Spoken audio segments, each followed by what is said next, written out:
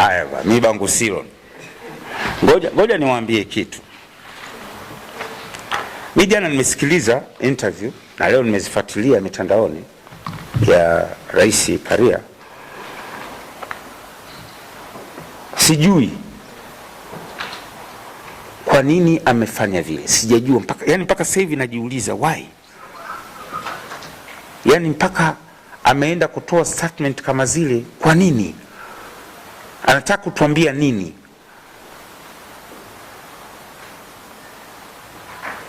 Lakini nikisikiliza na nikisoma body language, ni kiburi cha madaraka. Madaraka yakisha kulevya, unadhani unaweza kusema jambo lolote lile, unadhani unaweza kutenda chochote kile. Madaraka yakisha kulevya, tukishaona ile wewe ni superior na watu wengine wote hawajui kitu, unaweza kusema chochote. Kusema hiki kinachofanyika ni ujinga na utoto ni dharau, ni ulevi wa madaraka. Kusema mwende mkacheze sinema zenu ni dharau, sio heshima. Hata hizo sinema ni industry kubwa. Mimi mwashangaa hawa wacheza film. Nilitegemea watoe statement wao kwanza, chama chao, waigizaji. Kwa hiyo sinema ni jambo la hovyo, linaingiza mapato makubwa kwa nchi. Rais wa nchi kacheza film. Wacheza film duniani ni matajiri kuliko wacheza mpira. Unasema mkacheze sinema, maana yake unadharau industry hawa. Unadharau kazi kubwa waliofanya waigizaji wa Tanzania. Unaona ni jambo la ovyo hivi. Lakini nani atatoka kumjibu? Watu wanaogopa kufungiwa. Viongozi wa vilabu vyetu ni waoga. Kisha tengeneza mazingira, ukimjibu ukisema unafungiwa. Wanaogopa. Lakini walipaswa wao viongozi wa Yanga watoe statement immediately baada ya kauli ile. Lakini nani atakuwa atamvisha paka kingele? Waoga wa kufungiwa. Hata sisi wengine nothing to lose. Mimi nifungia hata miaka milioni. I don't care, nafanya shughuli nyingine na mambo mengine, napata riziki katika njia nyingine. Kata mkisema huyu bwana mdau afungiwe, I don't care. Lakini nasema kwamba hili jambo amekosea na ni dharau kwa mpira. Lugha za kiongozi mkuu wa taasisi lazima ziwe na approach nzuri. Watu tukizo wanasema machawa Mama Samia. Wengine sio machawa. Wengine wanamsifu Mama Samia kwa ile namna anavyoongoza nchi kikweli kweli. Angalia body language yake, akizungumza, akiongea, akishawishi. Uongozi ni hikma, ni busara.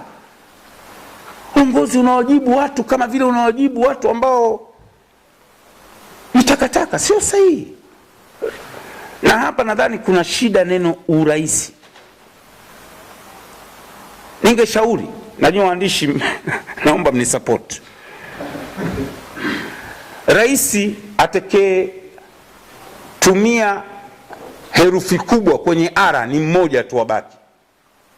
Nadhani kuna kiburi, watu wanadhani na wao shakwa marais wenye dola. Marais wengine wote iwe ara yake herufi ndogo. Ili waone tofauti. Nadhani kama sababu kuna mmoja nilimsikia rais siku moja wa TFF anasema, unajua marais wa nchi nyingine wanapata mpaka escort, marais wa mashirikisho. Kwa nataka na hapa pate escort. Ndio tafsiri hiyo. Sasa kile kiburi cha ara kubwa anotumia Rais Samia, nadhani kinawaingia baadhi ya watu. Waanze sasa kutumia ara ndogo. Waone tofauti ya head of state, rais wa nchi, na urais wa taasisi hizi. Unawezaje kusema neno kama hili? Yanga wameandika barua kwenu ya malalamiko. Badala ya kujibu malalamiko kwa maandishi, unaanza kuwatisha. Unaambia kwa nini wao hawajiuzuru? Umefanya nini mpaka wajiuzuru? Umefanya nini? Lakini nani atasema? Na wajua wote nani atakayesema? Sema uone shughuli yake. Hata mimi nasimzungumza kwa niaba ya Wanayanga. Mimi ni mshabiki wa Yanga, mimi mwanachama, tena mjumbe wa mkutano mkuu kikatiba. Kamati ya utendaji chini ya rais wetu Hersi iitishe mkutano wa dharura, mkutano mkuu wa dharura, ajenda iwe moja tu, kujadili lisakata na tutoe maazimio ya mkutano mkuu. Hatwendi kucheza mechi ya marudiano. Azimio namba 1, mengine yatafuata. Kwa ubabe wa aina hii tutoke na azimio. Manake msiingie nye kina Hersi na kamati ya utendaji, maana juzi washampiga mkwala Arafati, msemaji wetu naye kishapigwa mkwala, sasa hivi naye pembeni. Sasa ili msiingie nyinyi kwenye hiyo mkwala, tuachie, tuleteni sisi mkutano mkuu wa wanachama wa dharura. Ibara 22 ya katiba yetu inaruhusu mkutano mkuu wa dharura wa wanachama. Semeni, toeni notice ya siku 14, siku 7, tukutane. Tuje na azimio. Yanga ni kubwa. Yanga ni kubwa. Haiwezekani rais wa TFF unakaa unashutumu viongozi wetu tumekaa kimya. Na kinachoogopesha ni kufungiana tu. Huwezi kukaa milele katika nafasi hizi ndugu zangu. Huwezi kuwa rais wa taasisi yoyote, wa nchi yoyote, ukakaa milele.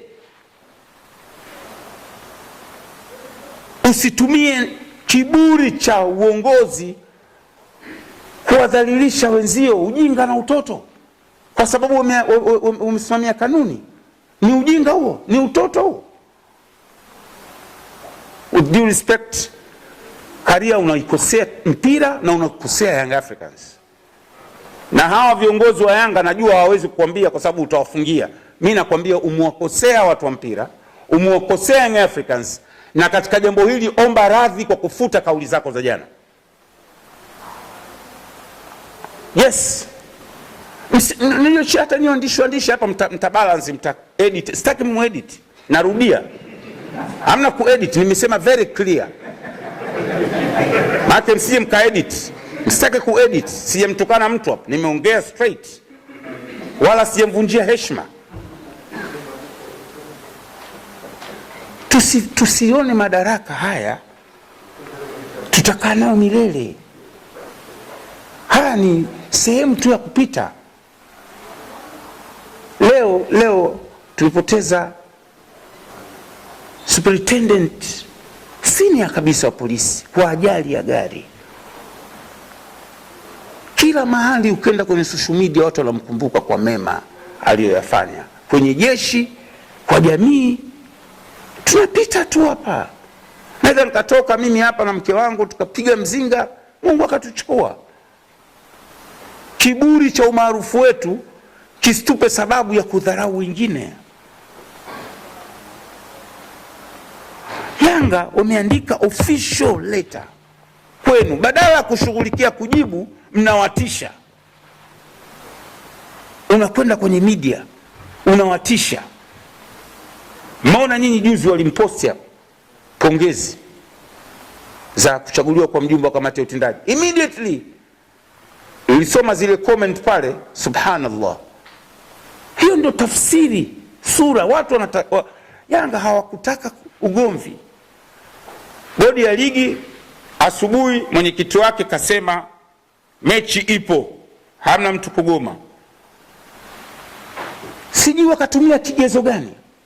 Sijui mpaka leo mimi najiuliza. Kamati ya saa 72 hukutana baada ya mechi kuchezwa. Walitumia kigezo gani kukutana kabla? Waliandaa ajenda gani? Wamekuja wamesema mechi imeahirishwa baada ya Simba kutishia kugoma. Alafu mnasema Yanga waje kwenye mechi nyingine. Tusimamie kanuni. Gharama ya kuendesha kesi ya kasi isiwe kwa uongozi wako out of budget. Tutachanga wanachama wote wa Yanga, na mimi nitaanzisha hiyo mchango. Isitoke senti 5 kwenye club, kuonyesha hisia zetu. Wanachama na washabiki tuchange, tutalipa. Kutuambia dola 50,000 tutapata 100 million, milioni 130, 140, hatushindi kushangishana.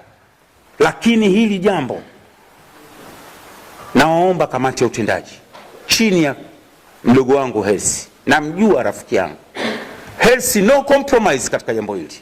Simama upande wa wanachama waliokuchagua kwa kura za kutosha Julai 2022. Simama upande wa washabiki, yani we stand na msimamo wa club, itakutengenezea heshima. Una miaka mingi, una future kubwa kwenye mpira na medani nyingine, na sehemu ya kuonyesha uongozi wako ni hiki kipindi.